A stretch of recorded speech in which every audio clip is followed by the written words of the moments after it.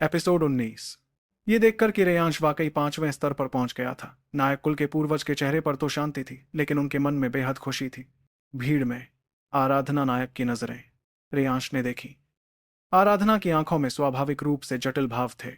रेयांश ने सोचा था कि बात यहीं खत्म हो गई। वही नायक कुल के पूर्वज की तरफ देखते हुए ड्रैगन सील मांगने ही वाला था कि तभी राजवंशी कुल के कुछ लोग मंच पर चढ़ आए। उनकी नजरों में अब एक खतरनाक ठंडक दिख रही थी। नायक कुल के पूर्वज थोड़े चौंके और पूछा, आप लोग यहाँ क्यों आए हैं? भरत राजवंशी की नजरें रेयांश पर टिकी हुई थीं और उनमें हत्या का इरादा साफ दिख रहा था।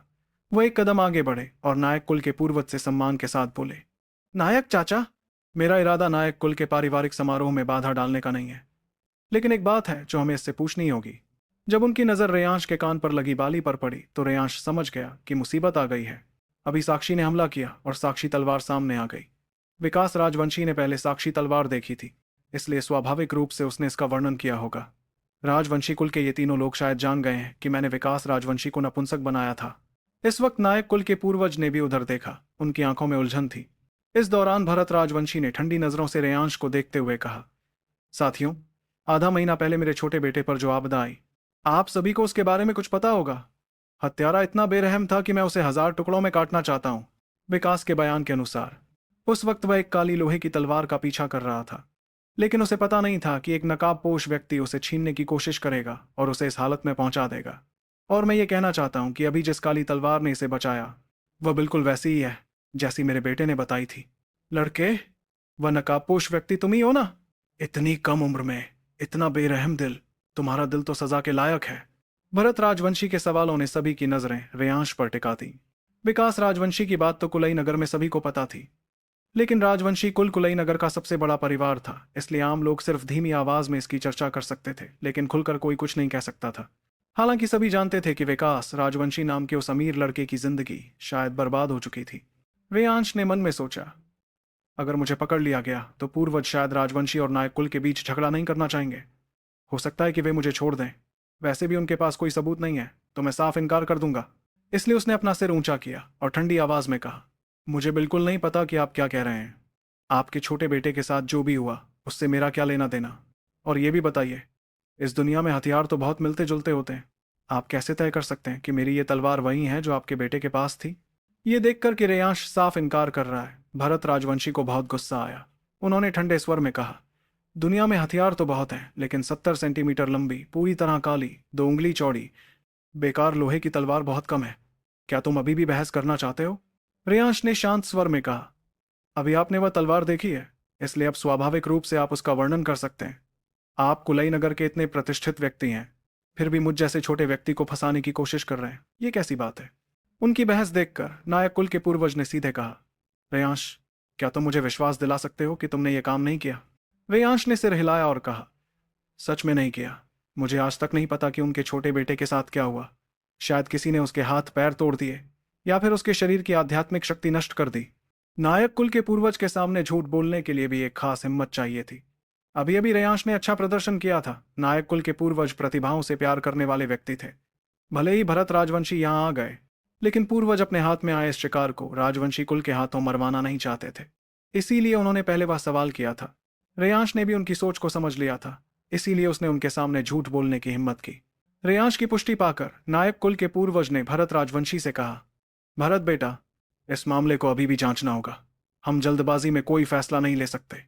आज तुम पहले घर जाओ और अपने पिता को बताओ। मैं और तुम्हारे पिता तो जीवन मरण के भाई हैं। तुम्हारे पिता मुझ पर भरोसा करते हैं और मैं भी उन्हें जवाब दूंगा। बाकी कुछ और कहने की जरूरत नहीं। अभी नायक कुल में पारिवारिक समारोह चल रहा था, इसलिए नायक कुल के पूर्वज की बात का सबसे ज्यादा महत्व था। और कुलई नगर के दोनों बड़े परिवारों के रिश्ते बहुत जटिल थे। भरत राजवंशी को जल्द ही नायक कुल से रिश्तेदारी भी करनी थी। इन सभी रिश्तों को देखते हुए भरत राजवंशी ने भौं हैं सिकोड़ीं, लेकिन सिर हिलाते हुए कहा, जब नायक चाचा ऐसा कह रहे हैं तो मैं कैसे मना कर सकता हूं? नायक कुल की स्थापना से लेकर अब तक मेरे पिता ने काफी मदद की है। नायक चाचा और मेरे पिता का रिश्ता भाइयों जैसा है। नायक चाचा के फैसले पर हमें भरोसा है। जाते समय भरत राजवंशी ने ठंडी नजरों से रेयांश को देखा और फिर चले गए। नायक कुल, हे, ये लड़का, आज तो छोड़ देता हूं, लेकिन तुम लोगों के, चाहे कोई भी हो, दिन अब ज्यादा नहीं बचे। कुलई नगर में असली मालिक तो सिर्फ हमारा राजवंशी कुल ही है। भरत राजवंशी मंच से उतर गए, लेकिन भीष्म राजवंशी अभी भी वहीं खड़ा था। उसने रेयांश को क्रूर मुस्कान दी और फिर नायक कुल के पूर्वज से पूछा, नायक दादाजी, वह राक्षस शिकार प्रतियोगिता में तो शामिल होगा ना? नायक कुल के पूर्वज की आंखें सिकुड़ गईं। उन्होंने कोई जवाब नहीं दिया, लेकिन वे जानते थे कि यह इस युवा लड़के की तरफ से उनके लिए एक चेतावनी थी। अगर रेयांश राक्षस शिकार प्रतियोगिता में गया तो उसका कोई अच्छा परिणाम नहीं होगा। फिर भीष्म राजवंशी रेयांश के सामने आया और मुस्कुराते हुए कहा, कुछ दिनों बाद एक राक्षस शिकार प्रतियोगिता होगी। तुम बेहतर होगा कि उसमें शामिल मत होना, वरना शायद तुम्हारी जान खतरे में पड़ जाएगी। उसके शरीर से ड्रैगन नस्क क्षेत्र के 7वें स्तर की विशाल आभा फैल रही थी। तो ये दबाव बनाने की कोशिश है। भीष्म राजवंशी की आंखों में उत्तेजना भरी चुनौती थी।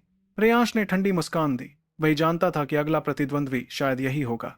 राजवंशी कुल के लोगों के चले जाने के बाद बाकी ताकतवर लोग भी एक एक करके चले गए। नायक कुल का पारिवारिक समारोह आखिरकार खत्म हुआ। हालांकि यह तूफान काफी बड़ा हो गया था। नायक कुल के पूर्वज की आंखों में कई भाव आ जा रहे थे। मेरे साथ आओ, ये कहकर नायक कुल के पूर्वज आगे बढ़ गए और रेयांश चुपचाप उनके पीछे पीछे चलने लगा। बाकी लोग सिर्फ उन्हें जाते देखते रह गए। उनमें आराधना नायक भी थी। इतना बड़ा तूफान तुमने ही खड़ा किया है। आखिर तुम कैसे इंसान हो? और आज रेयांश के प्रदर्शन ने तूफान की तरह उन नौकरानियों और सेवकों के कानों में दस्तक दी जिन्होंने पहले उसे ठंडी नजरों से देखा था। अब उन सभी के दिलों में डर समा गया था। रास्ते भर लोगों की नजरों में डर और सम्मान दोनों थे। रेयांश मुस्कुराया। यही वह जीवन था जो वह चाहता था। मार्शल स्क्रिप्चर हॉल के सामने नायक कुल के पूर्वज की छोटी लकड़ी की झोपड़ी में पहुंचकर पूर्वज पालथी मारकर बैठ गए और शांति से रेयांश को देखने लगे। पहले तुमसे एक सवाल पूछता हूं। भरत राजवंशी के छोटे बेटे के साथ जो हुआ वह तुमने किया ना? रेयांश ने सिर हिलाया। ये पूर्वज की अपेक्षा के अनुसार था। उन्होंने ध्यान से रेयांश को देखा और लंबी सांस लेते हुए कहा, तुम लड़के, पहले तो तुम में कोई खास हिम्मत नहीं थी, लेकिन आज का तुम्हारा प्रदर्शन सच में मुझे चौंका गया। तुमने मेरे प्रतिभा प्रेम का फायदा उठाते हुए यशवंत नायक और भरत राजवंशी को रोकने की कोशिश की। ये वाकई बहुत चालाकी भरा था, लेकिन साथ ही बहुत खतरनाक भी। पर तुमने सही दांव खेला, इसीलिए तुम आखिर में जिंदा बच गए।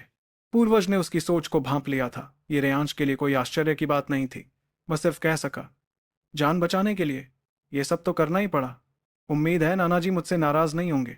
वो अपने दिल में साफ जानता था कि भले ही इस बूढ़े व्यक्ति से उसका कोई भावनात्मक रिश्ता नहीं था, लेकिन यह नायक कुल का सबसे बड़ा व्यक्ति था, नायक कुल का स्वामी था। किसी को भी नाराज करो, लेकिन उन्हें नहीं। नायक कुल के पूर्वज थोड़ी देर चुप रहे, फिर बोले, मेरे स्वभाव के अनुसार अगर यह पहले होता तो तुमने मुझे इस तरह इस्तेमाल किया होता। मैं तुम्हें कभी माफ नहीं करता, लेकिन इस वक्त एक बात है जो बहुत जरूरी है। अगर तुम इसे अच्छे से पूरा कर लेते हो तो मैं स्वाभाविक रूप से तुमसे नाराज नहीं होऊंगा। जानते हो, कुलई नगर में मुझे इस्तेमाल करने की हिम्मत करने वाले वाकई बहुत कम हैं। मुझे नहीं पता कि कौन सा काम मुझे पूरा करना है। नायक कुल के पूर्वज ने चमकती आंखों से रेयांश को देखा, फिर लंबी सांस लेते हुए कहा, मैं तुम्हें कुलई नगर का इतिहास बताता हूं। 30 साल पहले कुलई नगर में कोई नायक कुल नहीं था, सिर्फ राजवंशी कुल था। और उस समय मैं सिर्फ एक अच्छी प्रतिभा वाला योद्धा था। मैं और राजवंशी कुल के वर्तमान मुखिया मिले, साथ में बाहर घूमे और हमारे बीच गहरी दोस्ती बनी। आखिर में हम कुलई नगर लौट आए और मैंने नायक कुल की इतनी बड़ी संपत्ति बनाई। मेरे पास बच्चों और पोते पोतियों की एक पूरी पीढ़ी हो गई। आज तक भी मेरा और राजवंशी बड़े भाई का रिश्ता बहुत अच्छा है। मीरा और भरत की शादी में भी हम दोनों की सहमति है। लेकिन हाल ही में एक बात से मेरा दिमाग खराब हो रहा है। रेयांश ने तुरंत पूछा, मुझे नहीं पता वह क्या है। क्या वह राक्षस शिकार प्रतियोगिता है? नायक कुल के पूर्वज ने सिर हिलाया और कहा, राजवंशी और नायक कुल हमेशा से एक दूसरे के साथ रहे और बाहरी लोगों के खिलाफ एकजुट रहे हैं। लेकिन 10 दिन पहले जो सूचना आई उसने सब कुछ बदल दिया। तुमने भरत राजवंशी के छोटे बेटे को नपुंसक बना दिया। इससे रिश्ते और भी खराब हो गए। अगर मैंने तुम्हें नहीं बचाया होता तो ठीक था, लेकिन अब जब मैंने तुम्हें बचाया है तो रिश्ते और भी बिगड़ गए हैं। शायद मीरा की शादी भी टूट सकती है। ये कहते हुए नायक कुल के पूर्वज की भौहें सिकुड़ गईं। तो शादी का रिश्ता इस बूढ़े ने ही जोड़ा था। रेयांश ने मन में इस बूढ़े को 100 बार कोसा। राजवंशी और नायक कुल के दो बड़े योद्धाओं के रिश्ते के बारे में उसे ज्यादा नहीं पता था, लेकिन पूर्वज की बातों से लग रहा था कि वे बहुत अच्छे दोस्त थे। शायद टूट जाए तो ये तो अच्छी बात है। अब मुझे ज्यादा मेहनत नहीं करनी होगी। वैसे अगर मैं दोनों कुलों के रिश्ते और खराब करूं, शायद ये बूढ़ा मुझे सबसे पहले मार डालेगा। रेयांश ने होंठ दबाए और कहा, नाना जी, आपने जो राक्षस शिकार प्रतियोगिता की बात की वही क्या है? नायक कुल के पूर्वज ने जलती हुई आंखों से रेयांश को देखा और कहा, हमारा कुलई नगर सूर्यकांत जिले के अंतर्गत आता है।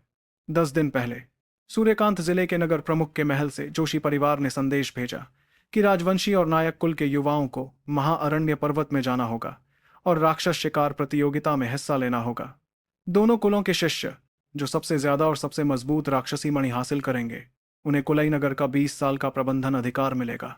अगले प्रबंधन अधिकार के लिए 20 साल बाद अगली पीढ़ी प्रतिस्पर्धा करेगी। काफी लंबे समय से कुलई नगर बिना किसी मालिक के रहा है। आसपास के दूसरे शहरों में पहले से ही प्रबंधक हैं और अब आखिरकार हमारी बारी आ गई है। 20 साल का प्रबंधन अधिकार किसी भी परिवार के लिए बहुत महत्वपूर्ण है। मैं और राजवंशी बड़े भाई भले ही भाइयों की तरह हैं, लेकिन इस बार मैं आसानी से हार नहीं मान सकता। पूर्वज ने लंबी सांस ली और कहा, राक्षस शिकार प्रतियोगिता का समय 10 अगस्त दोपहर है और मीरा की शादी की तारीख 10 अगस्त शाम है। इसलिए इस बार तुम युवा शिष्यों को शायद शादी की दावत में शामिल होने का ज्यादा समय नहीं मिलेगा और राक्षस शिकार प्रतियोगिता की दावत को शामिल नहीं है। दौरान सूर्यकांत जिले से स्वाभाविक रूप से कोई निगरानी के लिए आएगा। हम सब महाअरण्य पर्वत के पास नहीं जा सकते। इतना सुनने के बाद रेयांश समझ गया कि उसे क्या करना है। नानाजी चाहते हैं कि मैं राक्षस शिकार प्रतियोगिता में नायक कुल के शिष्यों के साथ मिलकर ज्यादा राक्षसी मणि हासिल करूं, है ना?